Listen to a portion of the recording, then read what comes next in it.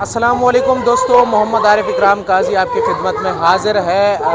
آج بات کریں گے کشمیر کے حوالے سے۔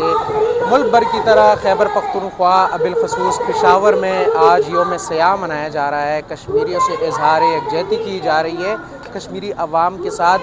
اس حوالے سے خیبر پختونخوا حکومت نے ریلی کا انعقاد کیا۔ اعظم خان چوک سول سیکریٹریٹ سے گورنر ہاؤس تک ریلی نکالی گئی۔ ریلی میں گورنر خیبر پختونخوا فیصل کریم ٹنڈی جو ہے تو وہ بھی شریک تھے، جبکہ ان کے ساتھ ساتھ جو سول سیکریٹریٹ کے ملازمین ہیں وہ بھی شریک تھے۔ اس کے ساتھ ساتھ جو طلبہ ہے، مرد خواتین بچے ہیں، وہ بھی اس میں شریک تھے۔